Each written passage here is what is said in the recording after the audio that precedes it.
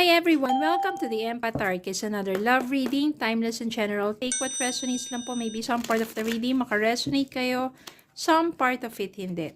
O kaya naman bigay po tayo ng katanungan.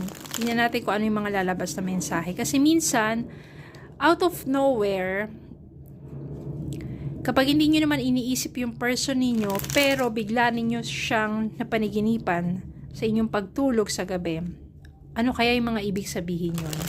Tingnan natin. Okay. Kasi mamaya, or maari, energy ng person yun. Depende sa panaginip ninyo. Spirit guide, ano mga possibilities, kanilang panaginip, at ano ang mga messages or mga energies na ito. Panaginip nila about their person.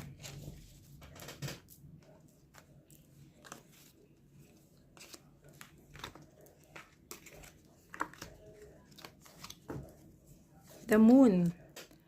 Since ito ay isang panaginip, diba? Kasi sa moon, maybe, yan, this is just yung illusion. Moon din kasi nag-signifies minsan ng fears. Yung mga natatago rin na sabihin natin ng mga takot tungkol sa'yo at saka sa person mo. Ano ba yung mga takot pagdating sa mga connections ninyo? Meron ditong 7 of Pentacles. So, maaari kasi na pagdating sa pang-pinansyal na aspeto, kapag nakapanaginip kayo ng ganito, ibig sabihin, aanihin ninyo ang mga paghihirap, yung pagsusumikap ninyo pagdating sa inyong connection. Ibig sabihin, for example, nagtitake kayo ng so much effort para magkaayos kayo ng person mo. So, meaning, you will harvest the fruits of your hard work, of your effort, para lang maging magkaayos kayo ng person mo. Or, pwede naman yung kung energy ng person nyo to, so ganun, mag-e-effort siya. Talagang tatrabahuin niya ng husto para maging okay ang inyong connection.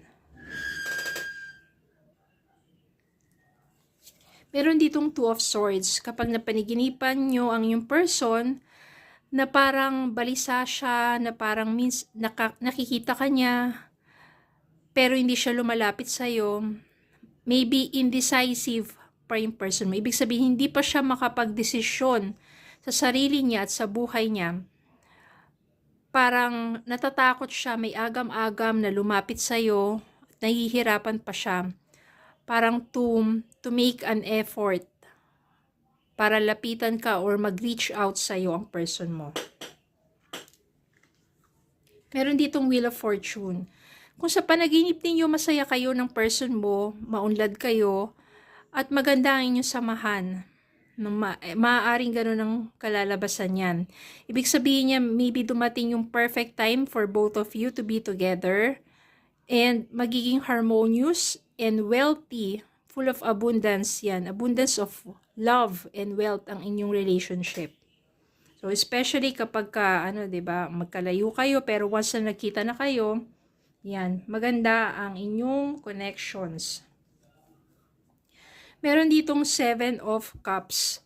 Kapag napaniginipan nyo yung person ninyo na maaaring may kasamang iba, at hindi lang isa, na parang marami siyang kaugnayan, ibig sabihin parang namimili yan. It's either babalik sa'yo o meron siyang ibang kinakausap, or meron pang iba pang mga sabihin natin na yung parang ka-contact, yan. So, parang namimili yan. Sun. So, it signifies dito na positivity, success.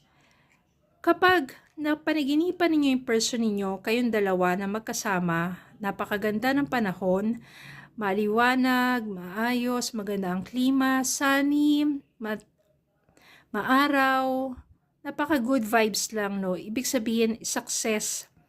No, meron siyang optimism. Merong joy, may kaligayahan. Talagang maligaya kayong dalawa. Yun yung energy yung dalawa eh.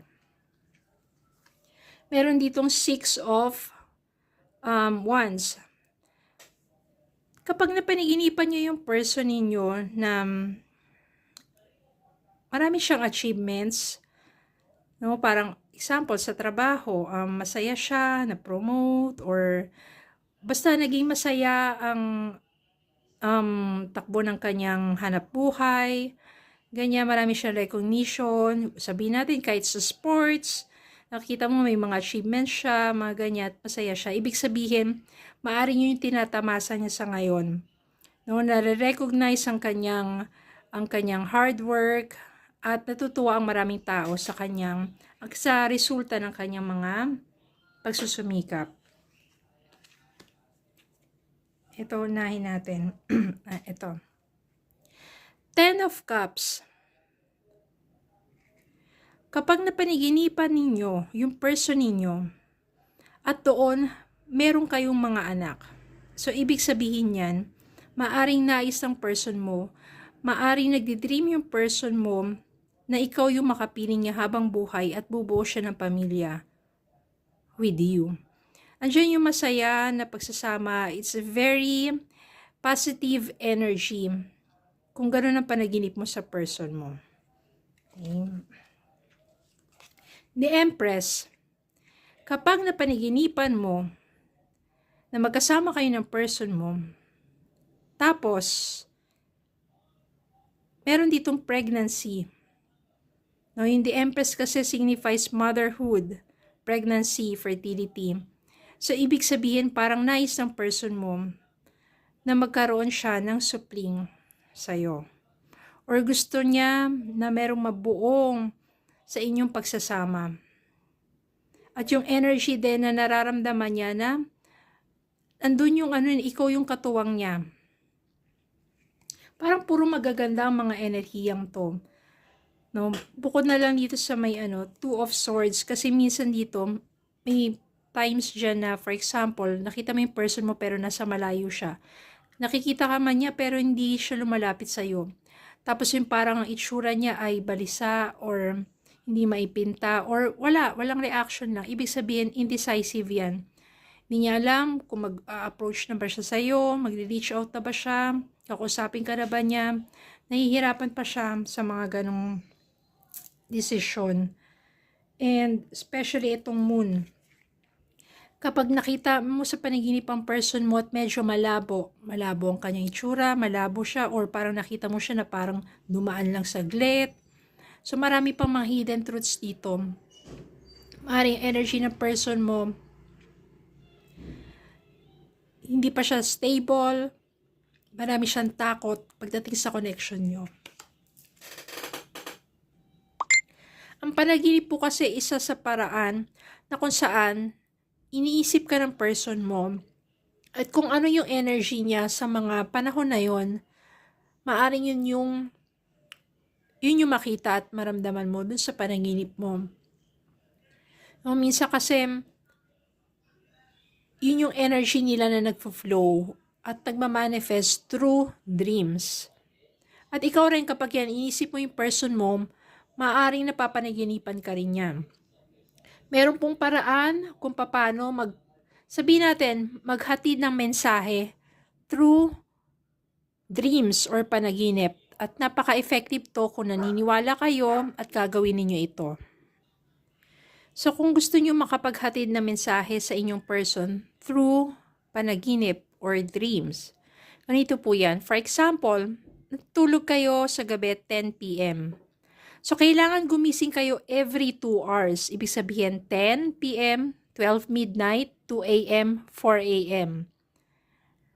Okay, sa paggising nyo na yan, o 10 a.m. bago ka matulog, 10 p.m. bago ka matulog, babanggitin mo ng 3 beses ang buong pangalan ng person mo.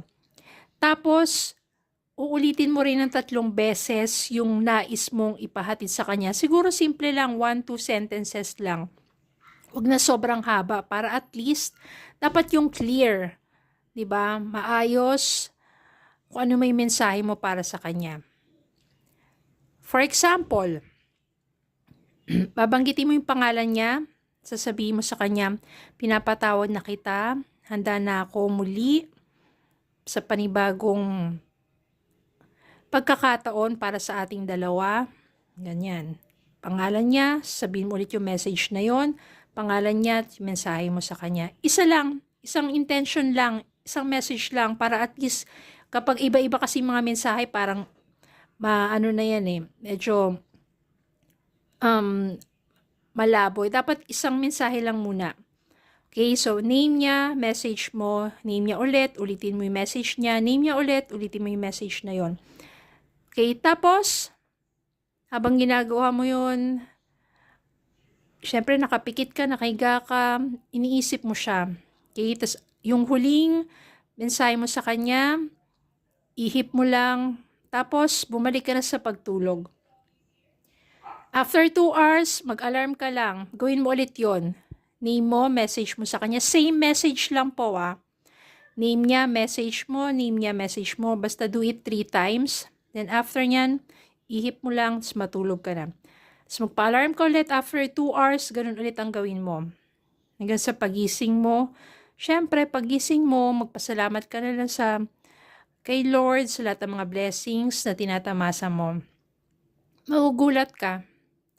Wala man paraan para sabihin natin magkausap talaga kayo, pero may mga signs yan na napaniginipan ka ng person mo at maaring naihatid mo sa kanya yung mensahe na gusto mong maihatid. Okay, do it, especially kapag full moon o kahit hindi full moon. Maganda rin yan, do it Tuesday or Friday, yung mga malakas sa energy for love. Okay, so meron tayong mga paraan, mental telepathy, tsaka yung true dreams para maihatid natin yung mga messages natin sa person natin. Okay, so just believe it. Try nyo lang. And just believe. Okay, so yun lang po. Maraming salamat po for watching. Please don't forget to like, share, comment, subscribe, follow me on Facebook and TikTok. Have a good day po and God bless.